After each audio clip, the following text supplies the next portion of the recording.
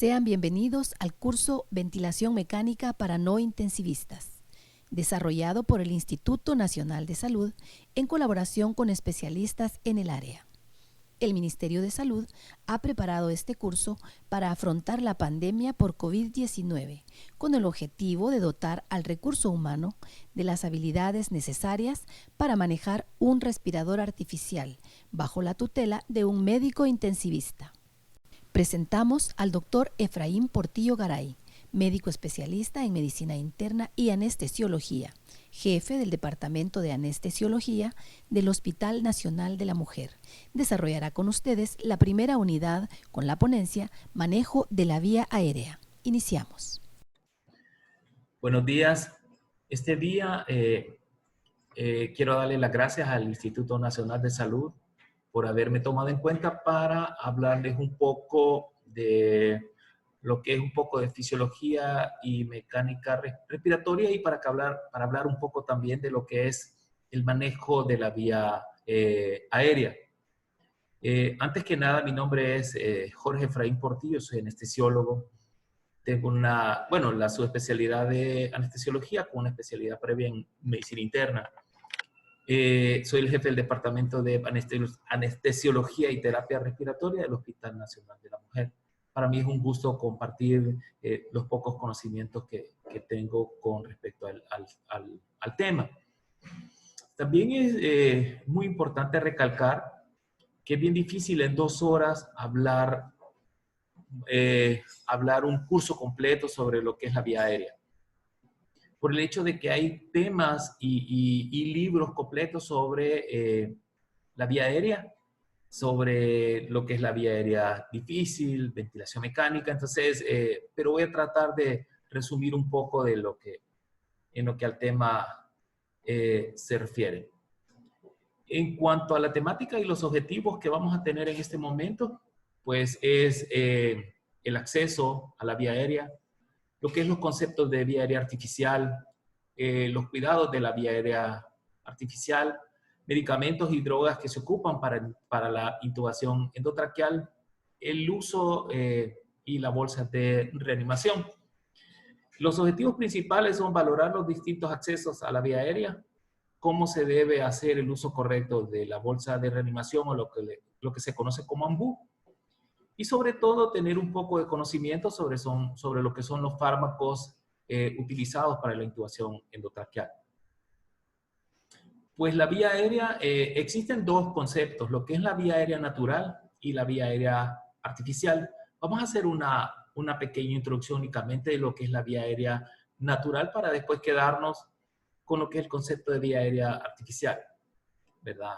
Lo que son las definiciones, las indicaciones, las personas que deben tener acceso a estos conceptos, lo que es una evaluación clínica previa, todo lo que se refiere a los materiales para la intubación endotraqueal, cómo debe hacerse el procedimiento, el uso de los medicamentos, ventajas, etcétera, ¿verdad? Vamos a tratar de aclarar muchos conceptos que muchas veces para las personas que no trabajamos en la vía aérea pues son desconocidos y algo otros que no son no se repasan frecuentemente, ¿verdad?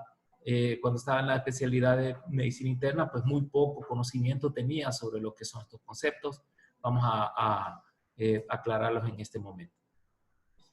En cuanto a la definición de la vía aérea, pues básicamente es las estructuras anatómicas por donde pasa el aire para que se caliente, para que se filtre, para que se humedezca, para que pueda llegar perfectamente al sistema de intercambio gaseoso y así poder oxigenar adecuadamente los tejidos. Vamos a hablar un poco de lo que están hechos los tubos endotraqueales para tener un mejor concepto y una mejor perspectiva de lo que es esto. En cuanto a los riesgos de la vía aérea o a los riesgos que pueden ocurrir en el manejo de la vía aérea, pues básicamente es el manejo de la vía aérea y el hecho de colocar un tubo endotraqueal en la tráquea, pues lo que tenemos es una reacción a cuerpo extraño. Si se prolonga esto y en pacientes que están semiconscientes, impide la deglución adecuada, sobre todo de la saliva, ya que los pacientes están nada por boca. ocasiona mucho dolor.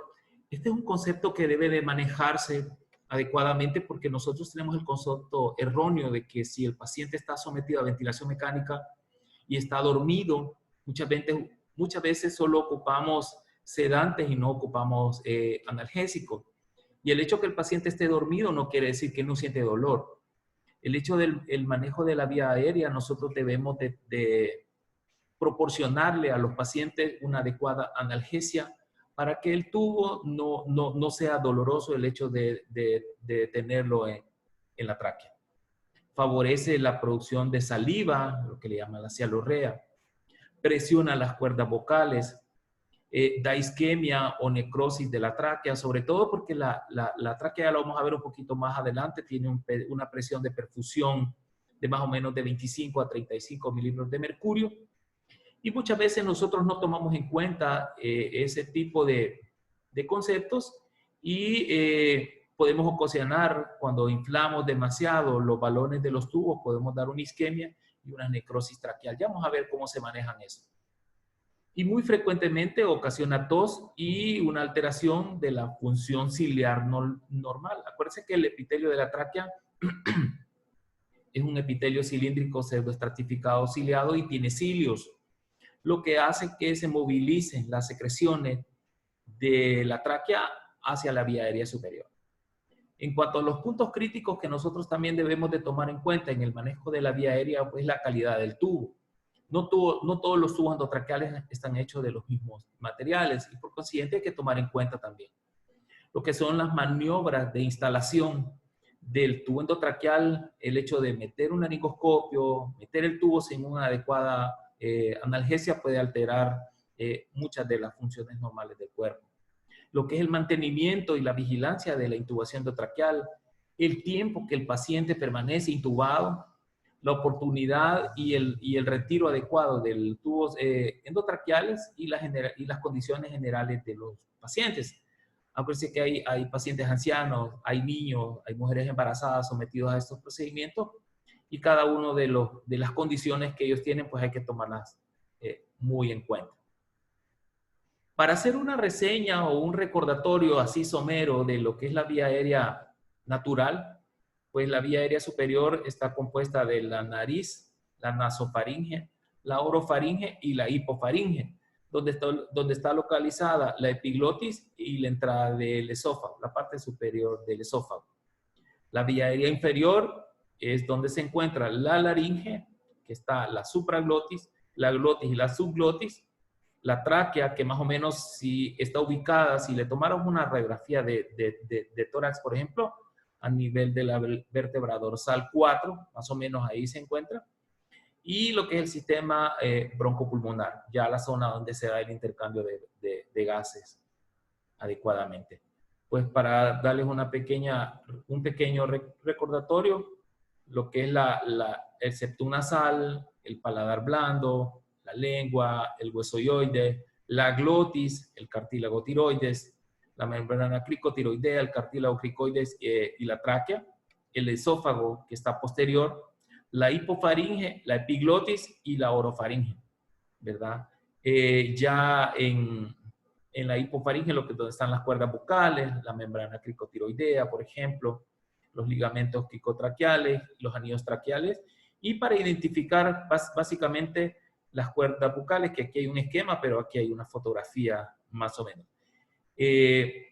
Si uno nunca ha tenido acceso a identificar directamente la vía aérea y la entrada de la tráquea, pues es bien difícil, si uno no tiene experiencia, poderlo hacer. Digamos que en una emergencia a uno le dieran un laringoscopio y quererlo hacer la primera vez, pues si no sabe identificar bien estas estructuras, pues básicamente no se va a poder hacer y podemos ocasionar más daño que bien.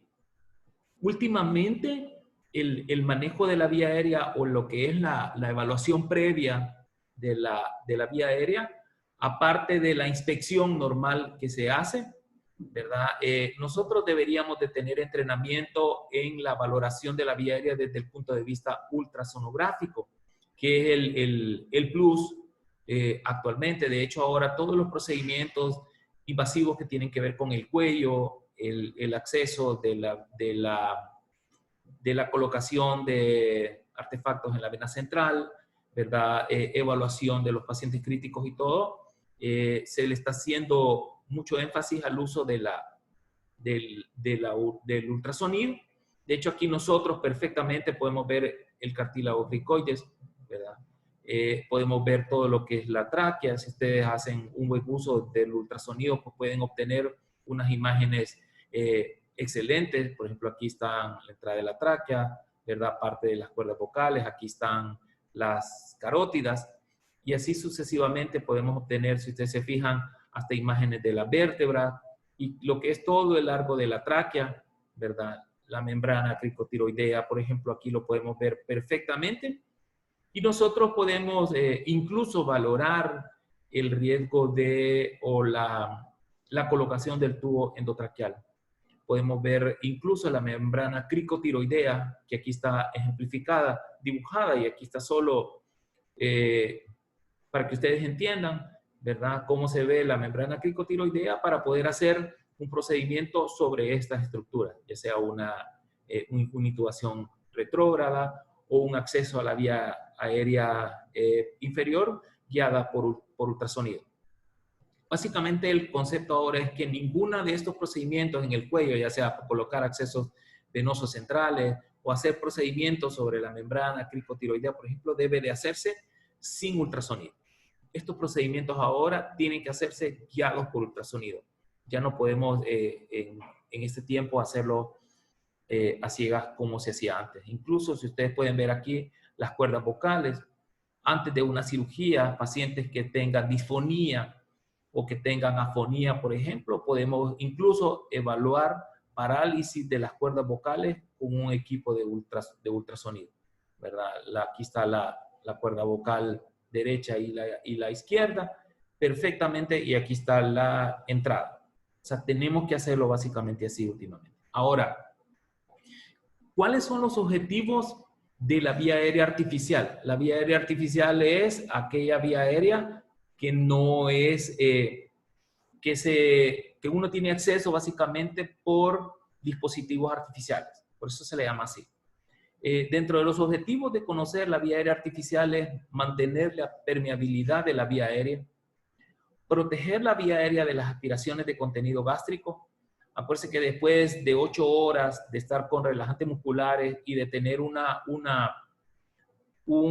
dispositivo artificial, ya sea tanto en la tráquea como en el estómago, a través de la sonda nasogástrica, pues prácticamente se pierden los reflejos protectores y podemos tener un aspirado de contenido gástrico hacia la tráquea por reflujo.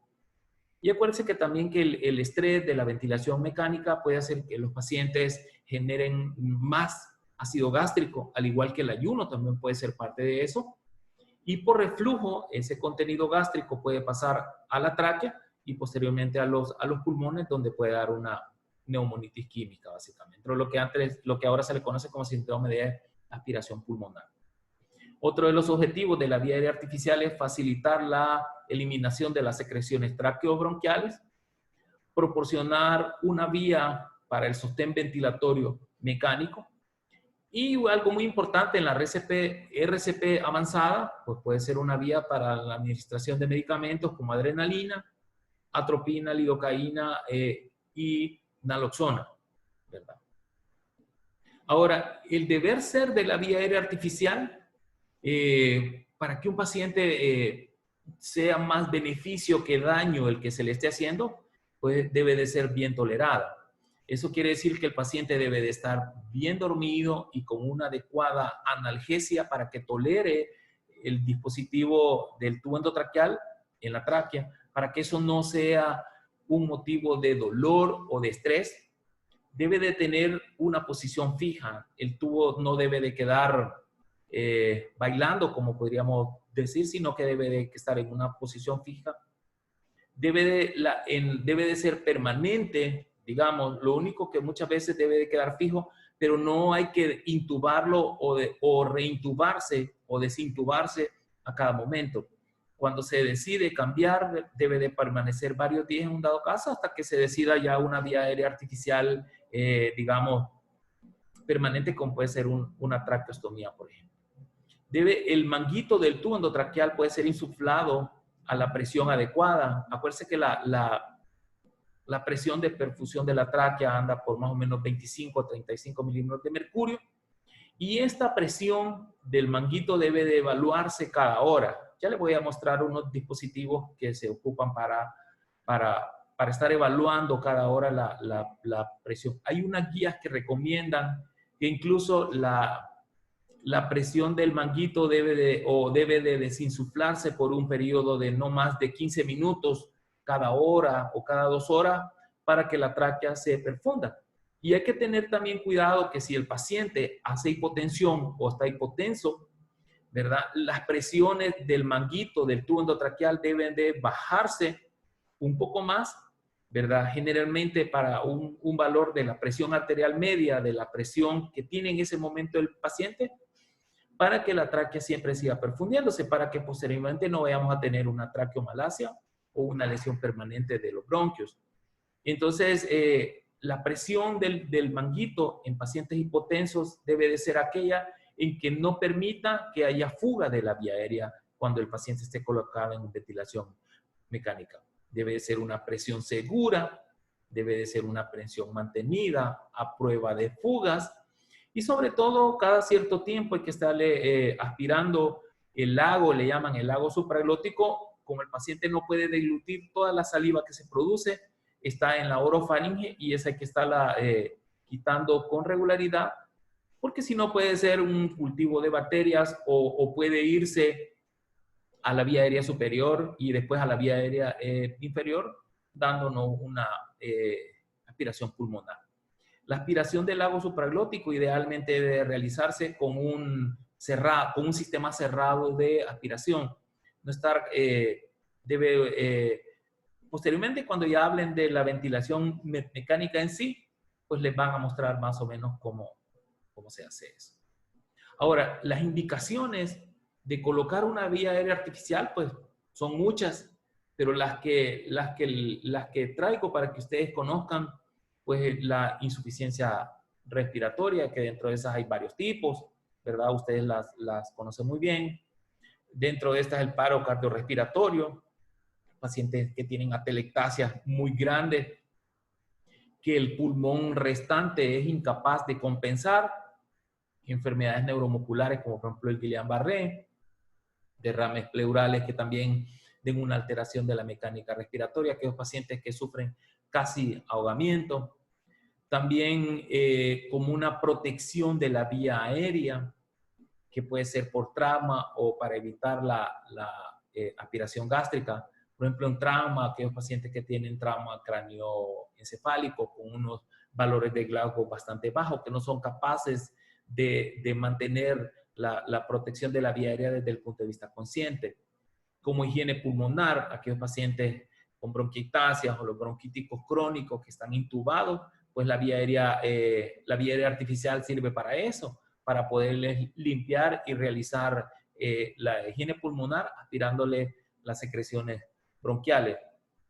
Otra de las indicaciones son las obstrucciones de la vía aérea por trauma, pacientes que tienen fracturas del EFOR, por ejemplo, que tienen tumores de la vía aérea, ¿verdad? Abscesos, lo que le llaman angina de Lubin, infecciones, traqueoestenosis o edema laringio. Esto muchas veces se relaciona con aquellos pacientes, las pacientes embarazadas, por ejemplo, que están mucho tiempo pujando, pueden tener un edema laringio que puede dificultar el manejo de la vía aérea natural y es necesario implementar una vía aérea artificial. Ahora, ¿qué desventajas puede tener el hecho de someter a un paciente a una vía aérea artificial? Anula los mecanismos de defensa de la vía aérea superior e inferior, impide el calentamiento, la filtración y la humidificación adecuada del aire inspirado, que es básicamente la función de la vía aérea natural, y sobre todo impide la fonación, ¿verdad? En los operadores, pues el alcance y la responsabilidad que puede tener cada uno de nosotros en el manejo de la vía aérea. Por ejemplo, aquellos pacientes que no tienen un adecuado entrenamiento para el manejo de la vía aérea y puede tener un alcance en las responsabilidades penales o de mala praxis en los que no están entrenados para esta cuestión.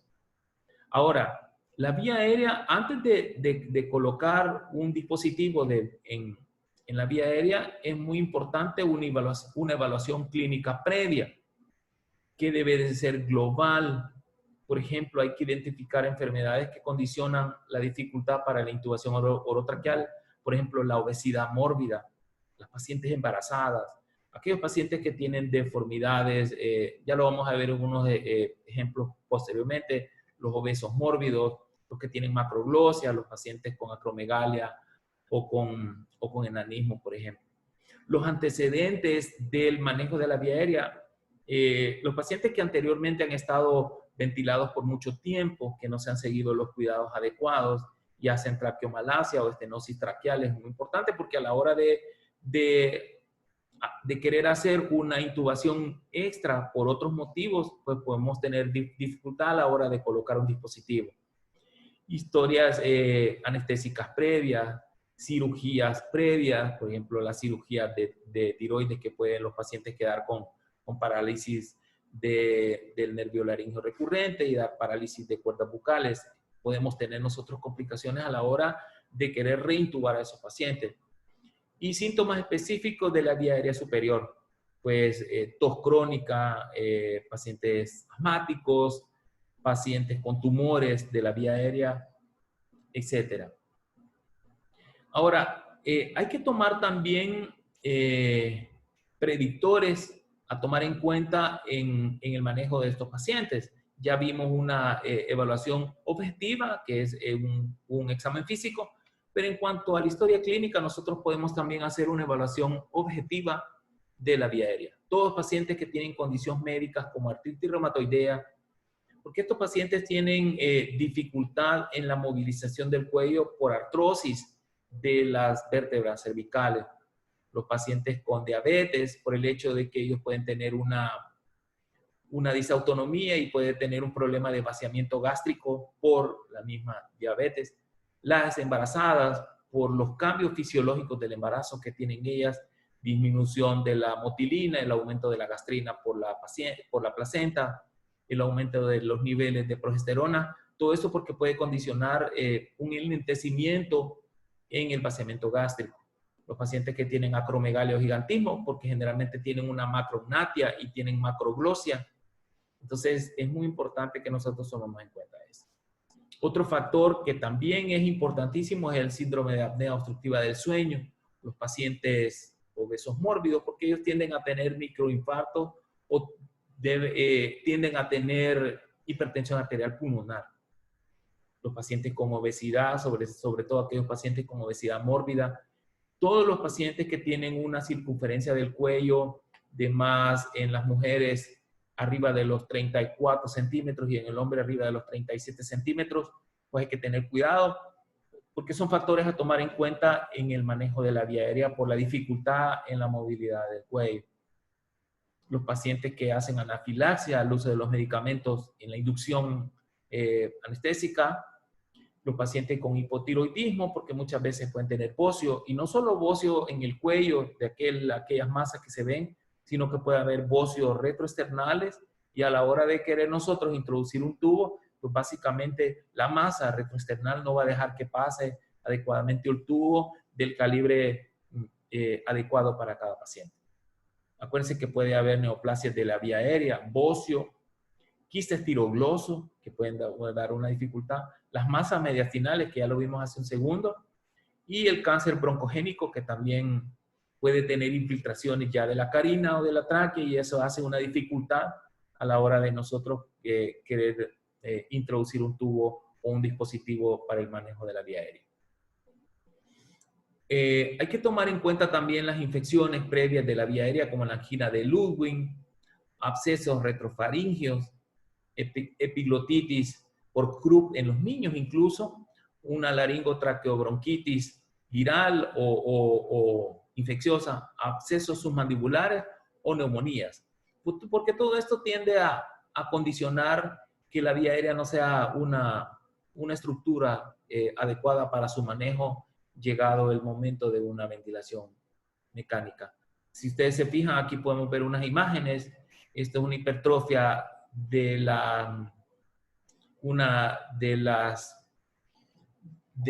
¿cómo es que se llama? De las amígdalas. Puede haber también, si ustedes se fijan aquí, papilomatosis. Este es un absceso de la epiglotis. Este es una fractura, ¿verdad? De la epiglotis y de los cartílagos. Todo eso podemos ver nosotros si hacemos una adecuada valoración de la vía aérea objetiva en su momento, ¿verdad? En cuanto a la evaluación objetiva, ya cuando ustedes ven o van a ver prácticamente cómo está un paciente, el examen físico, ¿verdad? Como les digo, la circunferencia del cuello, el tamaño de la lengua, la movilidad del cuello, a nivel de la boca, cuánto abre más o menos la boca, que la abertura bucal ideal para el manejo de la vía aérea generalmente debe ser arriba de 4 centímetros.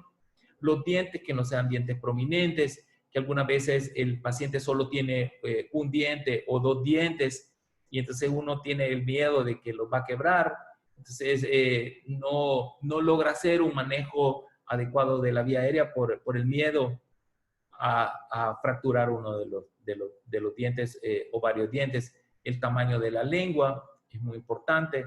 La movilidad de la articulación temporomandibular y la movilidad de la columna cervical. Ya vimos, por ejemplo, que los pacientes con artritis reumatoidea pueden tener ese tipo de complicaciones. Existe una ley que le llaman la ley de Lemon, que básicamente son iniciales, ¿verdad? Es el hecho de poder ver la vía aérea o tener una evaluación adecuada de las estructuras. Lo que le llaman la evaluación 332, ya lo vamos a ver en qué consiste.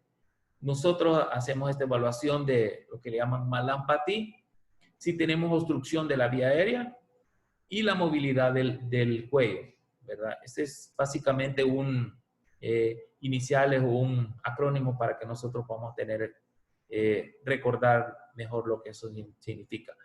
En cuanto a la ley de 332, que incluye en la ley de Lemon, la abertura bucal normal debe de ser como le llaman a ojo, 3 traveses de dedo. La distancia mentoidea debe ser también 3 traveses de dedo, que generalmente son arriba de 6 centímetros. Y la distancia tiroidea, que debe ser 2 traveses de dedo, por si en determinado momento no tenemos acceso a una regla o para medirla adecuadamente. Esta es la clasificación de Mallampati, le llaman, ¿verdad? Para que ustedes tengan más o menos una idea. En la clase 1, si ustedes pueden ver, se ve la úvula, las amígdalas, se puede ver parte del paladar blando y del paladar duro. Esta es la clasificación 1. La clasificación 2 únicamente se ve la mitad de la úvula, parte de las amígdalas y el paladar duro. En la clase 3 ya prácticamente solo se ve la base de la úvula y el paladar. Y en la clasificación 4 pues prácticamente no se ve ninguna de las estructuras. Esta clasificación se evalúa con el paciente sentado a la misma altura de nuestra cabeza. Se le pide al paciente que abra la boca y uno con un bajalenguas o así y con una lámpara básicamente hace una evaluación completa de lo que es la clasificación de Mallampati. A medida que va pasando o que va subiendo en el grado, se dice en los algoritmos del manejo de la vía aérea que hay un gran porcentaje de dificultad, lo que le llaman ya la vía aérea difícil. Aquellos pacientes con una clasificación grado 3 o una clasificación 4, nosotros debemos de pensar que va a ser una vía aérea difícil hasta que no se demuestre lo contrario. No así con los pacientes de la clasificación en el grado 1, que básicamente vamos a tener una mayor facilidad para intubar. Cuando nosotros usamos ya el laringoscopio, cuando hacemos una laringoscopía directa, podemos obtener una clasificación que le llaman de Cormack-Illigheim, que igual va desde el grado 1 al grado 4. Con esto nosotros podemos tener una idea de cuán difícil va a ser una intubación. El grado 1, pues ustedes se ven las cuerdas bucales perfectamente, se ven los cartílagos aritenoides. En la grado 2, pues, y la epiglotis arriba. En la grado 2, pues prácticamente solo se ve la mitad. En el grado 3 solo se ve la parte anterior de la entrada de la tráquea, y la grado 4 pues básicamente únicamente se ve el paladar duro.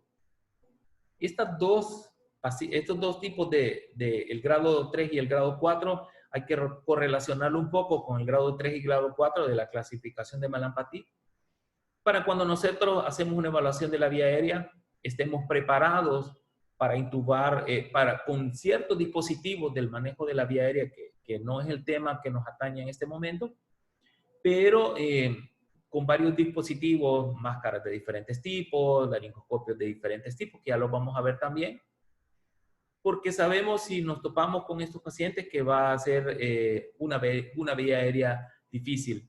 Y por lo tanto debemos de conocer también los algoritmos de manejo para este tipo de pacientes. Ahora, no todos los pacientes son pacientes fáciles. Existen los pacientes críticos, ¿verdad? Todos aquellos pacientes que tienen comorbilidades, que tienen uso crónico de ciertos medicamentos, pues básicamente nosotros debemos de tener consideraciones en estos pacientes críticos. Todos aquellos pacientes neurológicos, los pacientes que tienen una presión intracraneana elevada, los que tienen o han tenido hemorragia intracraneana, enfermedades de la columna cervical, sobre todo por la movilidad, o aquellos pacientes que tienen un collar cervical, que han tenido trauma de la columna, pues hay que tener cuidado porque nosotros mismos podemos, si no tiene una fractura de columna cervical, pues nosotros podemos, con la movilidad del cuello, que lo vamos a ver posteriormente, podemos hacer una fractura. Aquellos pacientes que tienen factores cardiovasculares, que son isquemia, pacientes hipovolémicos con antecedentes de infarto del miocardio, insuficiencia cardíaca congestiva, arritmia, las alergias a los fármacos que se usan para la intubación. Hay que tomar en cuenta también los factores pulmonares como la hipoxia crónica, las obstrucciones de la vía aérea, pacientes que tienen alteración de los factores de coagulación, que tienen trombocitopenia, que están con terapia anticoagulante, o que han recibido una terapia reciente con trombolíticos, que han tenido infartos previos y se les ha dado trombolisis, o pacientes que han tenido embolismo pulmonar y ha habido necesidad de darles trombólisis, pues hay que tenerlas en consideración a la hora del manejo de la vía aérea. Por ejemplo, los pacientes que tienen trombocitopenia o con terapia anticoagulante es una contraindicación para la intubación nasotraqueal, ¿verdad? Que hay que tomar muy en cuenta. Dentro de los fármacos que se utilizan para la intubación traqueal está la succinilcolina, que es un bloqueante neuromuscular despolarizante que se utiliza para la técnica de inducción de secuencia rápida, ¿verdad? Porque es de los que mejor están descritos, los más estudiados para el uso en los pacientes que se les va a hacer una inducción de secuencia rápida. Hay que tener cuidado porque está contraindicado en los pacientes con quemaduras severas. Está contraindicada también en las lesiones por aplastamiento muscular, aquellos aplastamientos en los accidentes de tránsito, por ejemplo. Los pacientes que tienen trauma raquimedular, ¿verdad? El uso de la succinilcolina está indicada hasta después de un año posteriormente de que se ha establecido la lesión medular o la lesión de ciertos nervios. Los pacientes con antecedentes de hipertermia maligna o hipertermia incluso por el uso de misoprostol, como en las embarazadas, pues está contraindicado también el uso de la succinilcolina. Y los pacientes con hipercalemia, porque ya se sabe que la succinilcolina puede elevar hasta 0.5 miliequivalentes por litro los niveles de potasio en sangre. Y si el paciente tiene predisposición a hacer arritmia o hacer algún otro tipo de complicaciones por el potasio, pues nosotros podemos acelerarle o podemos hacerle más daño que bien por el uso de la succinilcolina. Si ustedes se fijan aquí, hay pacientes como los que habíamos hablado, los pacientes con micrognatia o pacientes con macrognatia, la distancia del mentón, ¿verdad?, hacia el cartílago cricoides o al cartílago tiroides es muy importante también. Los pacientes con el cuello grande o que han tenido cirugía de cuello, Esta paciente debe de tener una circunferencia del cuello de más de 40 centímetros por lo menos. Si ustedes se fijan, esta otra paciente tiene micrognatia y tiene el cuello grande, entonces a la hora del manejo de la vía aérea va a ser difícil. Esta misma paciente, si ustedes se fijan, tiene macroglosia y tiene una disminución de la hiperextensión del cuello porque tiene grasa en la parte posterior del cuello que dificulta que se pueda extender adecuadamente, ¿verdad? Ahora, cuando ustedes ya deciden que van a hacer el manejo de la vía aérea con estos pacientes, pues debemos de tomar en cuenta que debemos de tener todos los materiales que se van a ocupar para eso. Por ejemplo, laringoscopios de diferentes tipos. Ya vamos a ver un poquito de cuáles son.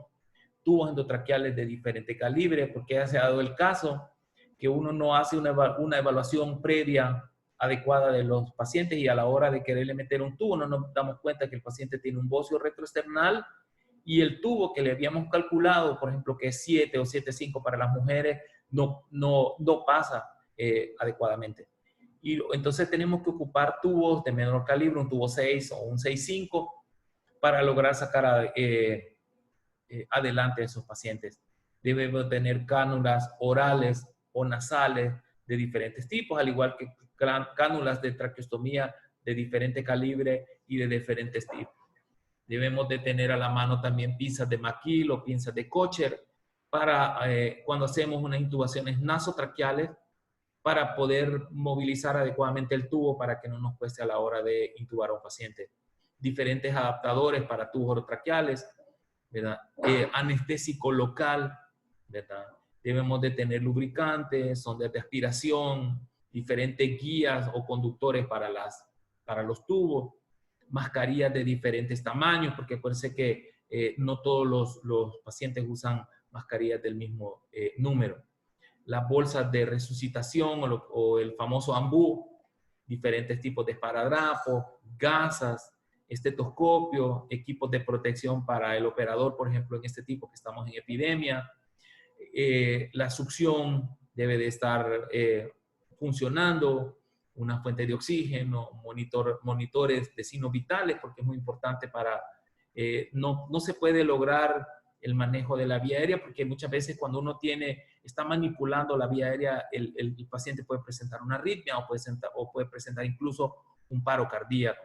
Por lo tanto, si nosotros vamos a hacer eso, pues idealmente debemos de tener a la mano un desfibrilador, porque se ha dado el caso que a la hora de estar intubando a un paciente, el paciente hace una taquicardia supraventricular o una taquicardia ventricular, pues tenemos que manejarla con un desfibrilador. Estos son los diferentes tipos de laringoscopio, los más comunes porque hay ahora en el mercado incluso unos con punta móvil, hay videolaringoscopios, laringoscopios para niños, laringoscopios para obesos, los mangos de diferente tamaño, mangos pequeños, mangos grandes, etcétera, etcétera. Hay de fibra óptica con luces LED. Hay una cantidad de laringoscopios en el mercado, pero los más comunes son los Macintosh, pues una hoja curva, Miller es una hoja recta, el Wisconsin es uno que es un semicírculo, ¿verdad? Y la hoja de Oxford para los niños, pues como les digo, hay diferentes estilos, tamaños, lo que ustedes quieran, lo pueden consultar en las redes para obtener más información. Los tubos endotraqueales, para los que no los conocen, se los voy a presentar. Hay de diferentes materiales, hay de PVC, hay económicos, ergonómicos, transparentes, que son no tóxicos, libres de látex, son moldeables, son de termoplástico, se adaptan a la temperatura corporal y por lo tanto a la vía aérea. Hay de silicona, hay de goma blanca, de acero inoxidable. Esto sobre todo lo que le llaman almas de acero sirve para la realización cuando vamos a hacer cirugía láser, porque los tubos de silicona o los de PVC, si el láser topa con ellos, pues prácticamente el tubo puede agarrar fuego y es algo grave porque es una quemadura de la vía aérea que es una patología grave.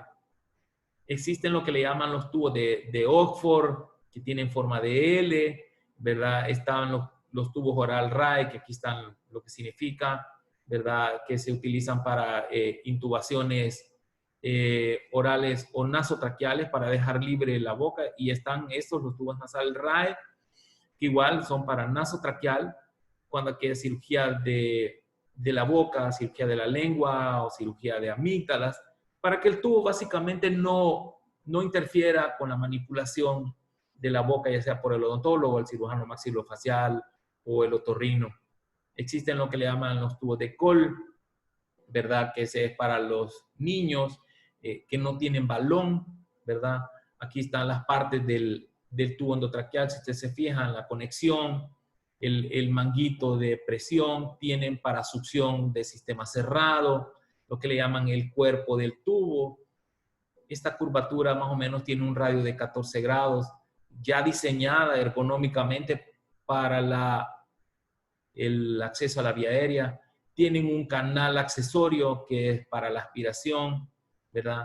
Tienen la punta, que es una punta biselada.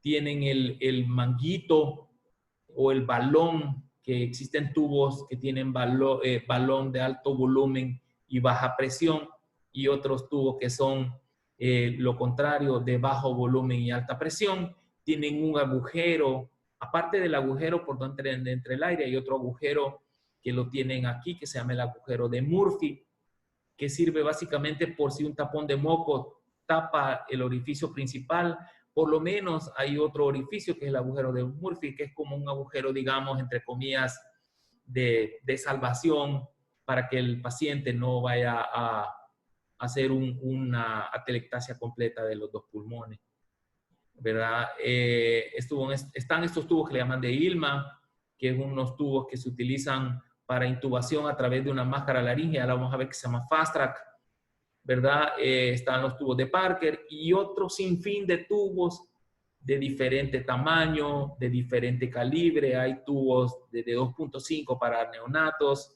para los prematuros, hasta tubos 9, 10 para aquellos pacientes grandes. Más o menos los tubos de 8 en adelante se ocupan para los hombres, y los tubos abajo de 7.5 generalmente son para mujeres. Ese sí, a grosso modo, porque existen fórmulas para calcular el tamaño de los tubos, ¿verdad?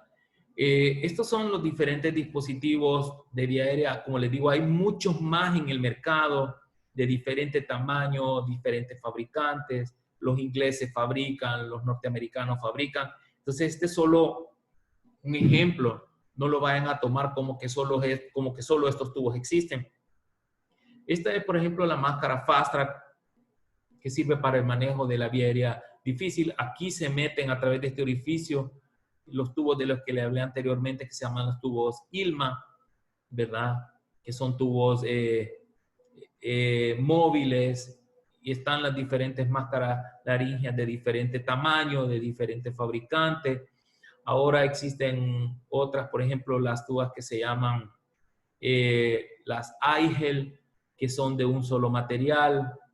Existen otras que tienen un canal accesorio aquí que se utilizan para meter sondas nasogástricas para poder aspirar las secreciones o el lago de saliva que se forma en la orofaringe. Estos son diferentes tipos de laringoscopio. Este es un combitubo que más que todos los paramédicos en los países, en ciertos países lo usan porque no necesita visión directa, únicamente se introduce en la boca, tiene sus marcas hasta dónde debe llegar, etcétera, etcétera. Este es una especie de combitubo mucho más pequeño. El videolaringoscopio o el broncoscopio flexible, que igual hay de diferentes tamaños. Está otro tipo de cánula orofaringea que se llama copa, ¿verdad? Que también se puede usar. Como les digo, estos solo son generalidades, porque en el mercado hay, algunos de ustedes que son especialistas en el manejo de la vía aérea, pues conocen mucho más dispositivos que nosotros. Ahora, en cuanto a los agentes farmacológicos que se usan, igual, este es solo una guía, ¿verdad? Ustedes pueden ocupar, y no les vengo a dar una receta de cocina de los medicamentos que van a usar. Acuérdense que cada uno tiene su propia técnica, y la mejor técnica a anestésica o la mejor técnica de intubación es aquella técnica que ustedes conocen mejor y que la practican a diario. En el hospital donde yo trabajo, por ejemplo, los medicamentos que usamos para la inducción o para la intubación endotraqueal es el propofol, el etomidato con remifentanil y cisatracurio. A mí en lo particular la succinilcolina pues no la uso mucho, pues, pero cada quien es libre de usar los medicamentos que quiera. Nosotros en el hospital donde trabajo tenemos dexmedetomidina para ciertos casos, ketamina, por ejemplo, no tenemos, ¿verdad? El midazolam en las embarazadas pues no está del todo indicada hasta después que ha nacido el niño. Por consiguiente, aquí están las dosis, el comienzo de acción y la duración de los medicamentos. Hablando de intubación de secuencia rápida, los medicamentos de elección pues sigue siendo la succinilcolina o el rocuronio. Nosotros en el hospital no tenemos rocuronio, pero sí tenemos cisatracurio. Entonces muchas veces la intubación de secuencia rápida, aunque no es ideal y no es lo que la técnica dice, pues nosotros ocupamos cisatracurio para eso. El fentanil se usa básicamente en esta dosis para evitar una respuesta exagerada a la manipulación de la vía aérea. Los medicamentos de elección para evitar, por ejemplo, la elevación de la presión arterial, la elevación de la presión intracraneana, o que nos vaya a dar un laringoespasmo o un broncoespasmo a la hora de manipular la vía aérea, pues lo que estamos estudiando es el fentanil, el remifentanil, la dexmedetomidina, lidocaína, incluso otros colegas ocupan el esmolol. Pues nosotros tenemos experiencia con fentanil y con cisatracurio para evitar aquella respuesta exagerada, sobre todo en los pacientes hipertensos o pacientes con preeclampsia o con eclampsia que pueden dar una hemorragia intracraneana a la hora de manipular la vía aérea. Pero como les digo, ustedes son libres de usar cualquiera de ellos, son libres de escoger incluso las dosis que van a usar, porque no todos los pacientes son iguales, no todos los pacientes tienen el mismo peso. En cuanto al abordaje de la vía aérea artificial, pues hay muchas. Estas son las que nosotros vamos a recomendar, lo que es la vía translaringea, lo que es la intubación orotraqueal, la nasotraqueal y en situaciones de emergencia la cricotiroidotomía, que puede ser por punción o puede ser quirúrgica. Por punción, acuérdense ustedes que deben de guiarse por un experto en ultrasonido para que no vayan a hacer un daño y vayan a perforar otras estructuras, por ejemplo, el esófago, o vayan a perforar una arteria o una vena que no sea la adecuada. Todo el abordaje de estas técnicas ahora debe de ser guiada por ultrasonido. Y la otra vía que es la traqueotraqueal a nivel de la traqueostomía, que igual puede ser por punción o por una vía aérea quirúrgica. Para recalcar, por punción, deben de apoyarse en un experto en el manejo de la vía aérea guiada por ultrasonido. Para tener una intubación óptima o una técnica óptima, digamos, la curva de aprendizaje que recomiendan los expertos es de haber por lo menos realizado 50 laringoscopías previas. O sea, así como existen estándares para hacer una cirugía, también existen estándares para tener acceso al manejo de la vía aérea y la guía recomienda 50 laringoscopías previas. El paciente debe de tener una relajación adecuada. No pueden estar ustedes queriendo estar intubando o queriendo intubar a un paciente que esté despierto, ¿verdad? Porque es bien difícil, les va a meter la mano, no relaja adecuadamente las cuerdas bucales. Si ustedes quieren meter el tubo a la fuerza, pueden lesionar una cuerda bucal, pueden hacer un hematoma de la cuerda bucal, una ruptura de la cuerda bucal. Incluso puede haber una hemorragia. Acuérdense que la carótida interna va sumamente cerca a nivel interna, cerca de las amígdalas, y hay algunos tubos que son bastante duros, entonces ustedes pueden hacer un hematoma en ese nivel. El paciente debe tener una posición óptima para lograr el acceso. También el operador debe de tener una posición cómoda, ¿verdad? Generalmente el paciente debe quedar a la altura del esternón para obtener un acceso adecuado de la vía aérea.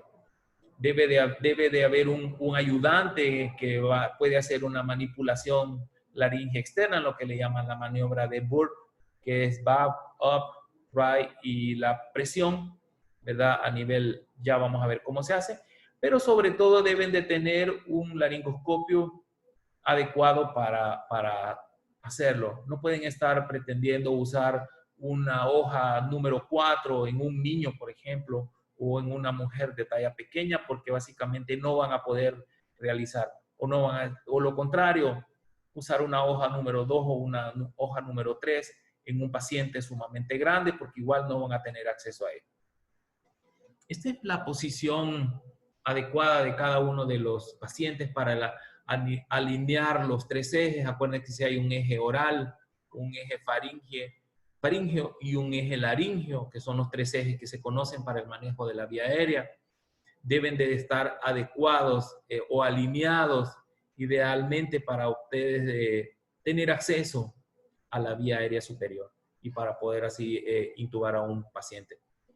Esta es una de las posiciones adecuadas en los pacientes que no son obesos para tener acceso a la vía aérea, ¿verdad? El conducto auditivo externo debe quedar al nivel del hombro, más o menos, y en los pacientes obesos mórbidos, si ustedes se fijan, deben de tener una cuña en la parte posterior de la cabeza a nivel occipital para alinear este eje para poder hacer adecuadamente una intubación endotraqueal, ¿verdad? Esta es la forma correcta de alineación con el bolso, por ejemplo, la bolsa de resucitación o el ambú. Si ustedes se fijan, el dedo meñique debe de estar en el ángulo de la mandíbula, los otros dedos deben de estar apoyándose en la mandíbula adecuadamente y el dedo, el hallux y el índice deben de, con esto se hace un cierre hermético de la mascarilla para que no se fugue el aire que ustedes le están metiendo con el ambú. Si ustedes se fijan, la altura, la posición de las manos, ¿verdad? Con esta mano deben de hacer una tracción de la mandíbula para cerrarle la boca, para que pueda obtener un sello con la mascarilla, para que no vaya a haber una fuga del aire que ustedes le están introduciendo al paciente. Esta es la forma correcta e incorrecta, cómo debe y cómo no debe hacerse para agarrar el mango del laringoscopio. Esta es la forma correcta, esta es una forma incorrecta, esta es una forma incorrecta, ¿verdad? Si ustedes se fijan, y el hecho de hacer una palanca en los dientes del paciente no es lo adecuado, porque prácticamente ustedes pueden hacer una fractura de los dientes de cualquier paciente si no se agarra adecuadamente la hoja del laringoscopio. Esta es otra forma para abrir la boca del paciente, si ustedes se fijan cómo se hace, ¿verdad? Para luego con su mano izquierda meter el laringoscopio para que no vaya a haber una lesión de los labios o para que no vaya a haber una fractura cervical. Acuérdense también que nosotros debemos de cuidarnos mucho el uso de guantes a la hora que vamos a tener acceso a la vía aérea o a las secreciones de los pacientes, que no se les olvide la protección para nosotros. Si ustedes se fijan, la altura adecuada a la hora de meter el laringoscopio, ¿verdad? Para que no vaya el operador, o sea, ustedes no vayan a tener un daño de su columna queriéndose agachar, ¿verdad? Y no vayan a tener un lumbago crónico por una mala posición del operador a la hora de tener acceso a la vía aérea. Si ustedes se fijan, tiene sus toallas o sus sábanas o lo que ustedes le quieran poner, la altura más o menos a nivel del epigastrio del operador, ¿verdad? Adecuadamente para que logren hacer un adecuado acceso a la vía aérea. Si ustedes se fijan en cadáveres, ¿dónde debe de quedar la hoja curva? Debe de quedar a nivel de la vallécula. Esta es la epiglotis, para que así cuando ustedes meten el laringoscopio y hacen el levantamiento de las estructuras, pues la epiglotis se vaya hacia arriba junto con la hoja del laringoscopio y puedan tener acceso a la entrada de la tráquea. Acuérdense que por detrás de la tráquea está el esófago, ¿verdad? Y la tráquea está anterior. Cuando tengamos oportunidad de hacer las prácticas, ya sea con maniquí, pues ahí vamos a ver cómo se hace adecuadamente esto. Ese es en cuanto a la hoja curva. En cuanto a la hoja recta pues básicamente sirve para levantar la epiglotis. Si ustedes se fijan anteriormente, la hoja del laringoscopio queda en la bayécula, y con la hoja recta pues básicamente lo que se hace, se levanta la epiglotis para tener acceso a la entrada de la tráquea. Son dos técnicas diferentes que posteriormente las podemos practicar. Ya para que ustedes aprendan cómo se ve, ¿verdad? En una secuencia, cuando ustedes van metiendo el laringoscopio, este es un video laringoscopio, está la úvula y lo que le llaman las fauces, parte del paladar blando y del paladar duro. A medida que ustedes van entrando, ya se fija aquí las dos amígdalas. En la fotografía número 3 se comienza ya a ver la epiglotis, que es esta estructura de color blanco nacarado. Ya acuérdense que es un cartílago. Ya aquí se ve. Y aquí cuando ustedes ponen la hoja del laringoscopio, esta sería la bayécula atrás de la epiglotis. Cuando ustedes ponen la hoja del laringoscopio y hacen la maniobra de levantamiento, pues aquí se ve, ya se ven los cartílagos aritenoides y ya se ven ahí al fondo las dos cuerdas bucales y la entrada de la tráquea. Aquí se ve mucho mejor, ¿verdad? Las cuerdas bucales, si el paciente está bien relajado y bien dormido, pues así lo van a ver, ¿verdad?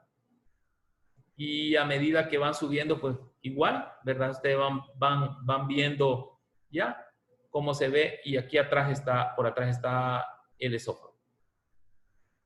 Ok, aquí se ve adecuadamente el esófago atrás y la glotis, ¿verdad? Los dos cartílagos aritenoides. Pues es lo que se ve. Ahora, cuando ya hayamos intubado al paciente, para la confirmación de que el tubo está adecuadamente, pues existe una confirmación primaria, que es cuando ustedes básicamente ven cuando el tubo pasa las cuerdas bucales. Este es el laringoscopio y se ven las cuerdas bucales, aquí está la epiglotis.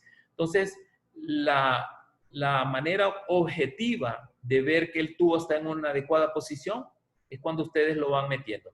No debe de dejarse ver la entrada del tubo a la epiglotis por ningún momento, hasta que ya está el tubo adentro y que ustedes ven que el balón pasa las cuerdas bucales. Entonces ya ustedes pueden básicamente sacar el laringoscopio. Mientras tanto, una de la confirmación objetiva que debe tener es que ustedes deben de ver cuando el tubo pasa las cuerdas bucales.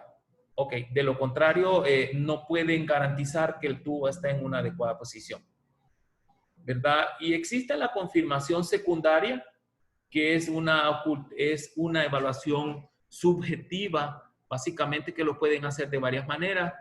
Con la ocultación, con el estetoscopio, es subjetiva, pero ustedes pueden tener puede haber una falla más o menos del 15% si ustedes lo ocultan con el estetoscopio, ¿verdad? Existen detectores esofágicos, los detectores de CO2, que hay cualitativos y cuantitativos. Los cualitativos son los que cambian de color y los cuantitativos son aquellos que nosotros vemos en el capnógrafo, los valores de CO2 y la curva de CO2 es la que nosotros debemos de ver. Y actualmente pues hay que tener entrenamiento, sobre todo en ecografía de la vía aérea y pulmonar, porque ustedes perfectamente pueden evaluar si el tubo está bien colocado realizándole un ultrasonido de la vía aérea superior. Aquí lo podemos ver, generalmente se usan transductores planos o lineales, perfectamente se puede ver aquí el cartílago y se puede ver el tubo y se puede ver el esófago ocluido, ¿verdad? Aquí se ve prácticamente el borde del cartílago y ese espacio para ver si hay fuga o no hay fuga o si el tubo quedó adecuadamente. Aquí perfectamente se puede ver la carótida. Entonces, el ultrasonido nos da una herramienta extra para evaluar cómo estamos manejando la vía aérea. La fijación del tubo, generalmente los tubos tienen una marca que debe de quedar en los incisivos superiores, ¿verdad? Generalmente la marca debe de quedar a 24 centímetros en los incisivos, quiero decir, perdón, a 22 centímetros y a 24 centímetros. Esto es variable porque no todos tenemos la misma estatura y en las mujeres pues es variable también. Se dice que de los dientes a las cuerdas bucales hay una distancia de más o menos entre 12 y 15 centímetros, ¿verdad? De las cuerdas bucales a donde debe quedar el tubo, a la carina más o menos son otros 15 centímetros y así sucesivamente, si ustedes se fijan, a grosso modo como donde vamos a fijar el tubo. Generalmente en las mujeres, la fijación del tubo que queda en la comisura de la boca anda más o menos de 20 a 21 centímetros, ¿verdad? Basada en la arcada dentaria, y en el hombre más o menos en los 22 a 23 centímetros, perdón, en la arcada dentaria. Acuérdense que no todos tenemos el mismo tamaño. Por consiguiente, cada uno de los pacientes debe de ser de forma individual. Este es solo una guía, como les recalco, no lo vayan a tomar así al pie de la letra, como que todas las mujeres deben quedar en 20 centímetros y en los hombres en 22 centímetros más o menos. Existe incluso una fijación correcta del tubo endotraqueal, ¿verdad? Si ustedes se fijan, los terapistas respiratorios lo hacen con esparadrapo. Ahora ya venden estos dispositivos para las fijaciones en el tubo. El tubo puede quedar a la derecha, ustedes se fijan aquí, o puede quedar en el centro, que está en forma de mariposa para la fijación, ¿verdad? No se debe de fijar con la cánula, porque si la cánula se llega a salir, pues básicamente el tubo se puede salir también, sino que la cánula debe de ir aparte del tubo. Puede quedar el tubo a la derecha o al lado izquierdo, o como les digo, puede quedar en el medio. Lo importante es que el tubo quede fijo y que no se mueva, o sea, que no quede flojo ni ni debe de quedar con una movilidad exagerada para que no vayan a haber daños en los labios o en la lengua, o que el paciente pueda incluso estar mordiendo el tubo porque no está adecuadamente sedado ni relajado. Siempre que nosotros intubemos a un paciente debe de haber un control post-intubación, ¿verdad? La punta del tubo endotraqueal debe estar más o menos a 4 a 6 centímetros por encima de la carina, que aquí está ejemplificado a nivel del tercero o la cuarta vértebra dorsal, con la cabeza en posición neutra, ¿verdad? Hay que tener cuidado de que el tubo no se meta mucho porque puede meterse al bronquio derecho, y si ustedes le programan volúmenes muy altos en el ventilador, puede incluso dar un neumotórax porque se revienta el pulmón derecho con una telectasia de todo el pulmón izquierdo. Ya nosotros en el hospital hemos recibido pacientes que llegan de los hospitales periféricos que van en ambulancia, que el tubo no va bien fijo, entonces el tubo se mete mucho hacia el pulmón y lo que hay es una intubación endobronquial con la consiguiente barotrauma, que hay un neumotórax del pulmón derecho y un colapso, una telectasia de todo el pulmón izquierdo, ¿verdad? Esto genera más daño que beneficio a los pacientes. Entonces, hay que tener cuidado de que en el transporte, incluso el transporte de un piso a otro en un hospital, el tubo puede movilizarse y hay que recolocarlo y fijarlo adecuadamente. En cuanto a los cuidados de la presión que debemos nosotros tener a la hora de que tenemos un paciente intubado es, por lo menos cada hora debe de estarse evaluando la presión del balón del tubo endotraqueal. Acuérdense que no debe de ser, la presión del balón no debe de ser mayor de 20 centímetros de agua, ni mayor de 35 milímetros de mercurio, porque eso hace que la tráquea a nivel de donde el balón está insuflado no haya perfusión y puede dar una traqueomalacia o una necrosis traqueal con la consiguiente estenosis a posteriori. Existen estos dispositivos que se llaman dispositivos o endotest para el control de la presión de los manguitos. Incluso aquí en base a los colores le dice la presión ideal que debe de tener el tubo endotraqueal. Debe de hacerse a la cabecera del paciente. No en todos los hospitales tenemos nosotros de estos dispositivos. En las unidades de cuidados intensivos deberían de haber estos dispositivos porque está documentado que cada hora por lo menos debe de estarse evaluando esta presión, ¿verdad? Para que el paciente no vaya a sufrir una necrosis. Hay otras guías que recomiendan, después de una adecuada aspiración del lago de saliva que se forma, desinsuflar el manguito de presión por lo menos de 10 a 15 minutos para que la tráquea logre perfundirse, ¿verdad? Y no vayamos a tener complicaciones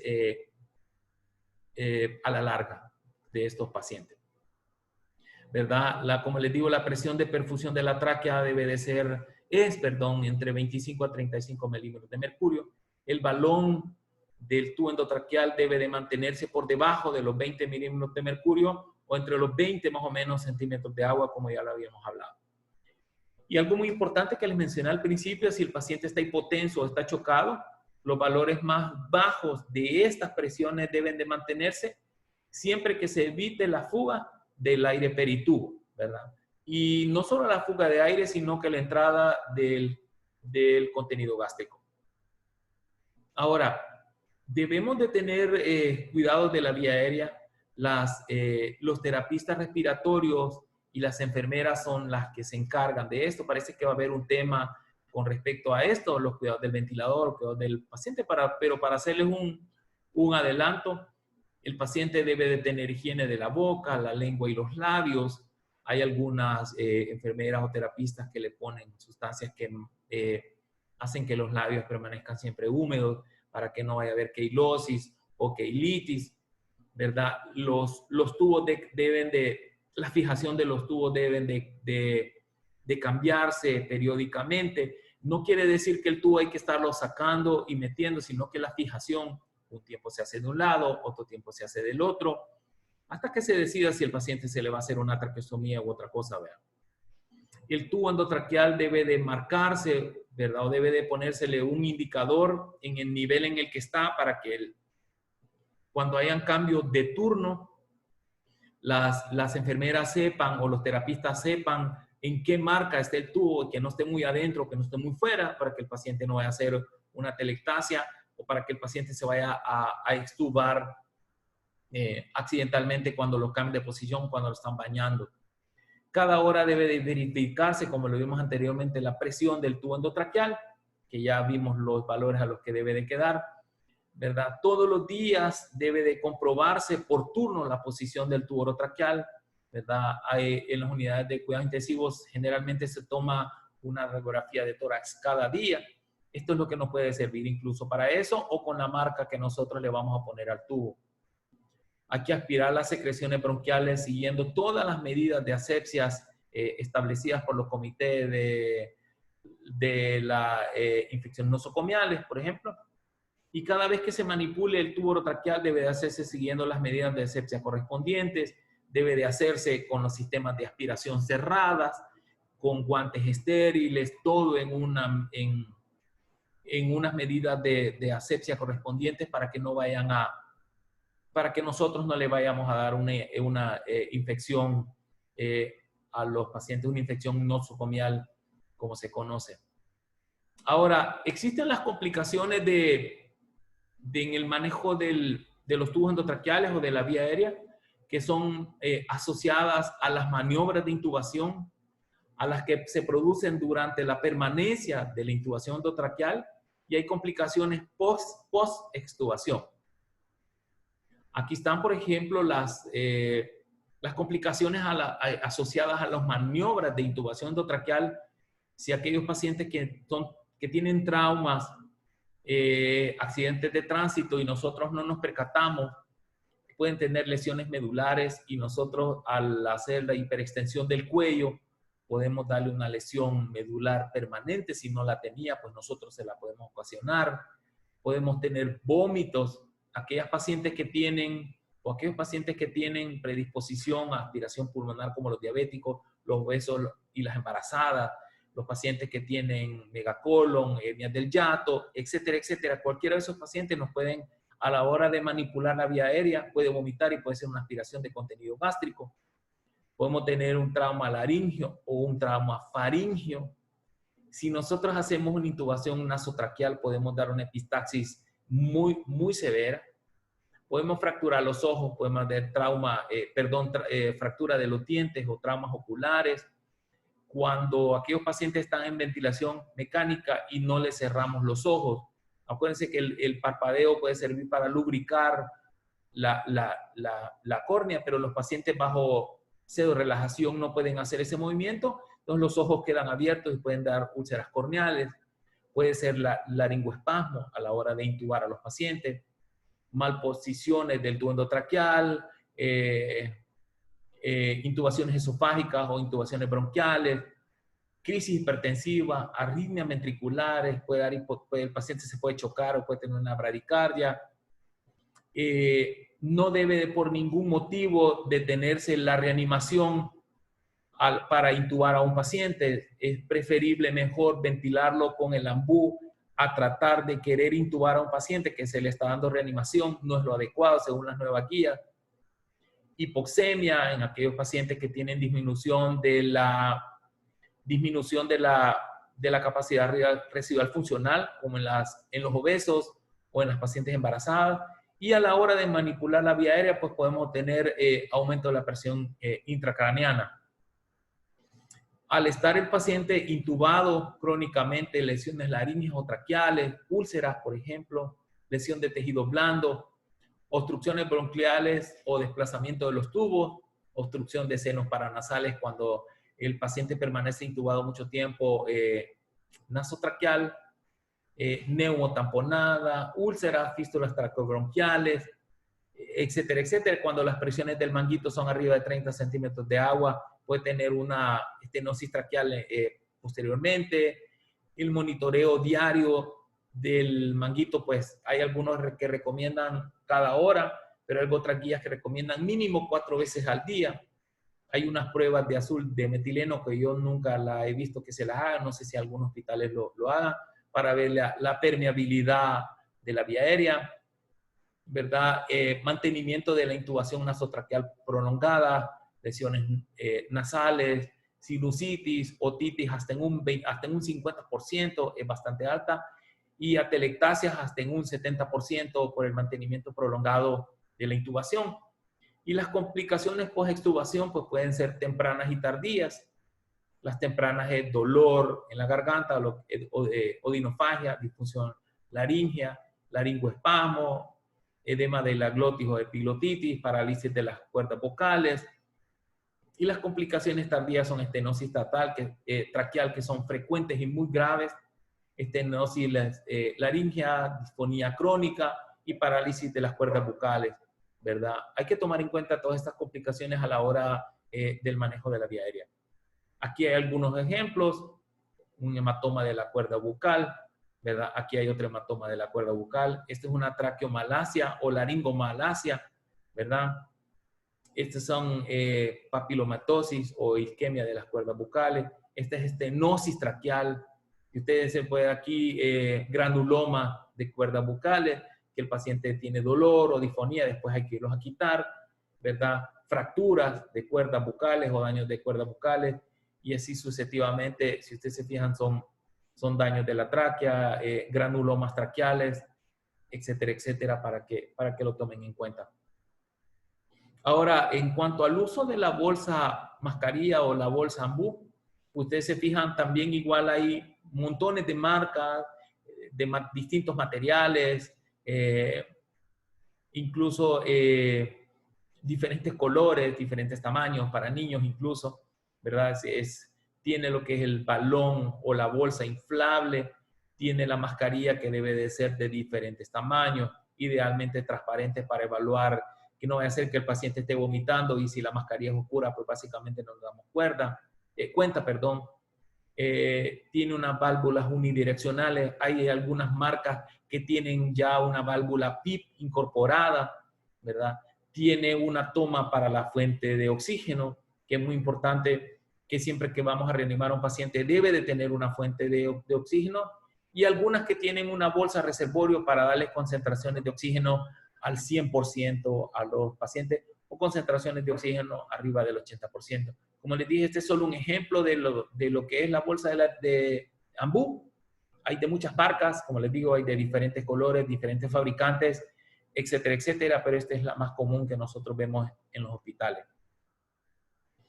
Pero para conocerla o para usar la bolsa Ambu, ¿verdad? Hay que saber cómo se usa. Hay que tener una elección de una mascarilla adecuada, ¿verdad? Que debe de ser del tamaño adecuado de los pacientes, para niños, para neonatos, para prematuros, para mujeres embarazadas, para obesos mórbidos. Hay diferentes tamaños, ¿verdad? Hay que saber abrir la vía aérea, ya vamos a ver cuál es la posición adecuada. Hay que inclinar la cabeza hacia atrás y levantar el mentón. ¿Se acuerdan las primeras diapositivas donde tenía agarrado el paciente con los dedos? ¿Dónde deben de ir colocados los dedos? Es muy importante a la hora de querer abrir la vía aérea para lograr ventilar a los pacientes. Casi siempre se debe usar una cánula o orofaringia. Existen cánulas de Guedel, cánulas Mayo, hay de diferentes tamaños, diferentes colores, diferentes fabricantes. Igual, ustedes la que sepan usar mejor es la ideal para el paciente, ¿verdad? Hay que elegir un tamaño adecuado de la cánula. Hay algunos tamaños que van desde la cánula 1 hasta la 5, otros van desde la 0 hasta la 10. Como les digo, ahí cada quien usa el tamaño en base a cada paciente, ¿verdad? La posición y la sujeción de la mascarilla, que puede ser sujeción con una mano o con las dos manos. Por ejemplo, hoy con la epidemia de COVID que tenemos, se sugiere que sean 2 personas las que manipulen y la sujeción de uno de ellos debe de ser con 2 manos para lograr ventilar adecuadamente a los pacientes. El segundo operador va a estar manejando la bolsa y el primer operador va a hacer una sujeción a 2 manos de la mascarilla o de la... Aquí están las formas, como les mencioné. Debe de elevarse la mandíbula y esta es la manera correcta para despejar la vía aérea, para que la lengua se vaya hacia atrás y despeje la vía aérea de los pacientes. Debe de traccionarse las fauces. Como les dije, hay que tener cuidado porque en los pacientes que son politraumatizados pueden tener una fractura cervical que ustedes no lo han logrado identificar y nosotros mismos con esta maniobra podemos hacer una lesión medular. Entonces, debe de hacerse suave y debe de verse todos los antecedentes para que nosotros le vayamos a causar daño a los pacientes. Esta es la manera correcta de elegir el tamaño de la cánula que nosotros vamos a usar. Esta es una cánula de Guedel, ¿verdad? Esta es la manera correcta de medirla para que nosotros ocupemos el tamaño adecuado. Esta es la manera correcta de colocarla. Se coloca en posición, como les digamos, contraria a la forma anatómica y posteriormente se le da la vuelta. Ya cuando cuando la cánula está dentro, se le da vuelta para que agarre la forma anatómica o ergonómica de la vía aérea superior del paciente. Se coloca al revés y ya posteriormente se le da vuelta para colocarla adecuadamente. Es muy importante que la cánula no sea muy grande, porque si la cánula es muy grande, muchas veces con la misma cánula se tapa la entrada de la epiglotis o se toca la epiglotis con la punta de la cánula y ese estímulo hace que la epiglotis se cierre y no deje pasar adecuadamente el aire. Entonces, el tamaño de la cánula debe de ser adecuada para el paciente. Aquí está la forma, esta es una fórmula con una mano de hacer el cierre hermético de la vía aérea superior con la mascarilla. Como les dije, existe esta otra forma con 2 manos y existe otra forma igual con 2 manos. Ahí ustedes deciden básicamente la forma correcta o la forma con la que ustedes pues lo hacen mejor. Como les digo, esta no es una receta de cocina la que se pretende dar en esta charla. Ahora, existen problemas, por ejemplo, cuando los pacientes no tienen dientes o cuando los pacientes tienen barba, ¿verdad? La mascarilla no hace un sello adecuado en la boca de estos pacientes. Entonces, lo que se hace en los pacientes que no tienen dientes es que se fija en la encía, se aparta el labio del paciente y se fija la mascarilla en la encía del paciente para que no haya una fuga, ¿verdad?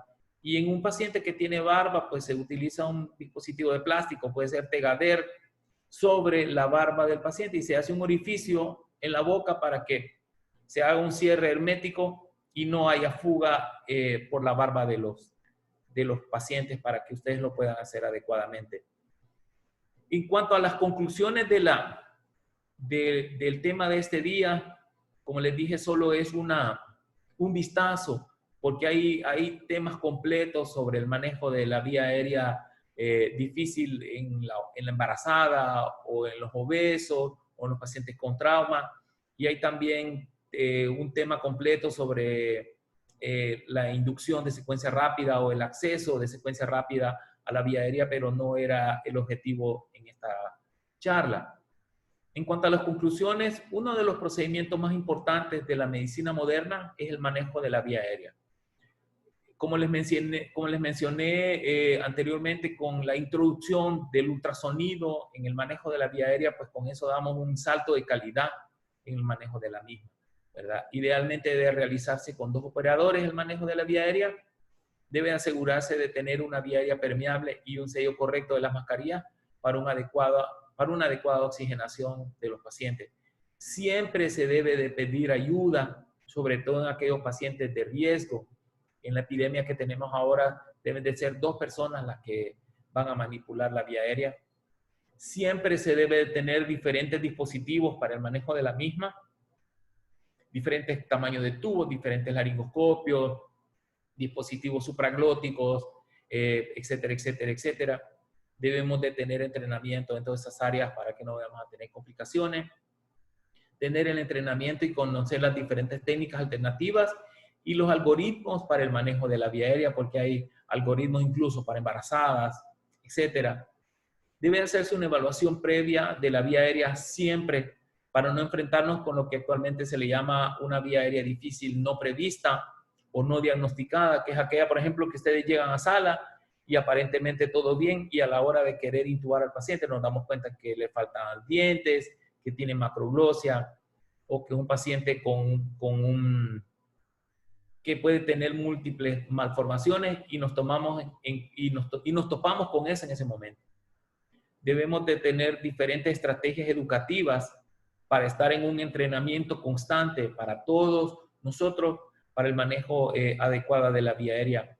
Debemos de hacer simulacros, no debemos improvisar nada, debemos de tener un entrenamiento, como les dije anteriormente, más o menos de haber realizado 50 laringoscopías para considerarnos, entre comillas, expertos. Por ejemplo, ahora en la epidemia de COVID, una de las recomendaciones que en todas las partes del mundo se hace es que el que tiene mejor entrenamiento y más experiencia es el que haga el manejo de la vía aérea y la intubación adecuada, ¿verdad? No podemos dejarle esa tarea a gente inexperta o a la gente que menos sabe porque puede contaminarse o puede hacerle más daño que bien al paciente, ¿verdad? Eso es el aporte que yo les traía, ¿verdad? Solo quiero agradecerles la invitación. Espero que esta conferencia haya sido de mucha ayuda para ustedes y que haya sido también de mucho agrado. También espero no haberlos aburrido con este tema. Muchas gracias solamente.